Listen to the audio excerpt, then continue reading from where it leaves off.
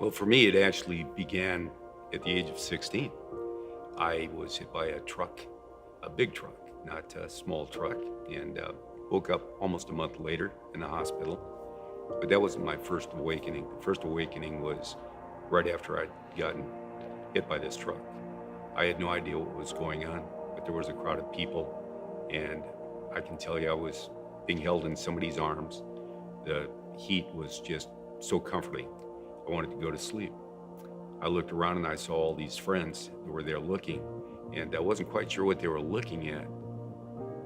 But eventually, whoever was cradling in my arms pushed me forward, and I opened my eyes, and I saw myself for the first time.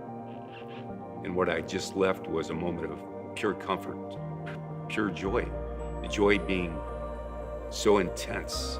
It's the type of happiness that you want to scream and shout about, and at the same time, cry. From there, my story led into cancer 10 years ago, which I fortunately beat with God's help and my prayers and my family support. Unfortunately, chemo destroyed my heart, and that was in 2009 when I found out that my heart had been damaged to the point that they could do nothing for me. So my goal was to live a life as long as I could and be a great citizen, be a great Christian, and give my family everything I could give them during the time I had left. Heart hung in really well up until about 3 years ago. I was sitting at the kitchen table with my wife, her brother-in-law, and her sister fixing a screen. And I remember calling my wife Ellen's name out, and then I was gone. I was surrounded by the most intense comfort I've ever had in my entire life. But the joy I felt is indescribable. I look back in my life of more than 60 years. I remember the joy of having children. You are so happy, you want to scream and shout, and at the same time you want to cry. I surpassed that joy. Had no idea why. But then suddenly, I felt something pushing me. I opened my eyes and my wife was there, as well as her sister. And I said, "I'm back, aren't I?" And my sister-in-law said, "You are." And she didn't understand I'm back, but in my heart I knew where I was at. I'd been held in Christ's arms. A little more than a year and a half ago, my heart stopped 7 times in one day. Each time it stopped, I was gone. I was held in Christ's arms.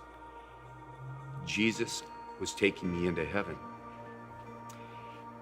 After the 7 episodes where my heart quit, I was taken to the hospital, and later that day I was told there was nothing they could do for me. My only option was to get a new heart. Without that, I would be joining Jesus quicker than I'd hoped.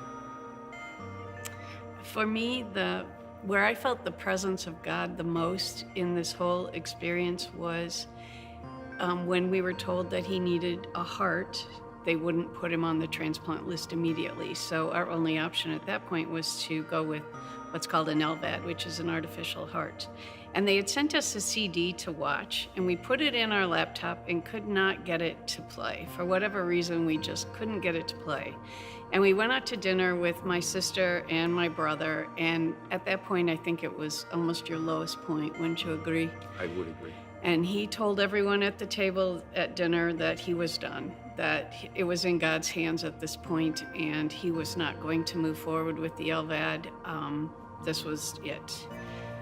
And, it was very emotional. We all cried at the table because the thought of losing him was, pretty emotional. But when we got home and sat down, it was the craziest thing, but the CD just started playing on the laptop.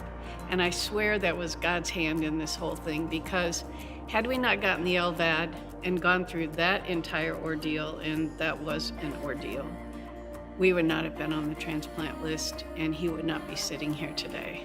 2 friends that I cherished dearly came to visit me at separate times. One of them caught me at the lowest point where I'd stopped praying. And I stopped praying because I felt guilty. I looked around at all the sick people that were there, and they needed help.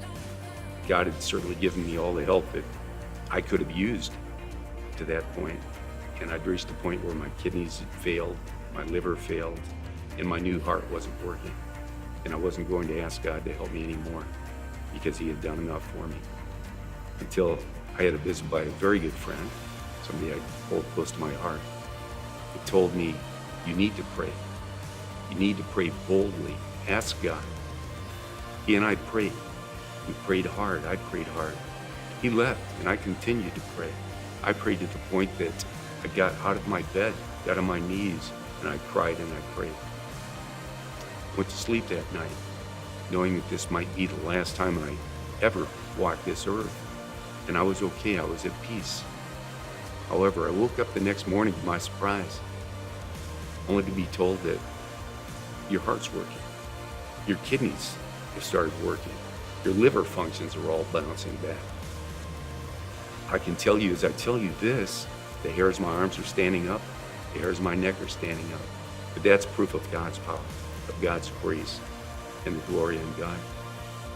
And I always said to God, I prayed, God, what is my purpose? I'm not worthy. What is my purpose? This may be my purpose. I don't know. But I can tell you that I've experienced just the tip of the iceberg when it comes to the comfort, the love, and the joy that Christ is going to give me, my family, and my loved ones. And I ask that you join me.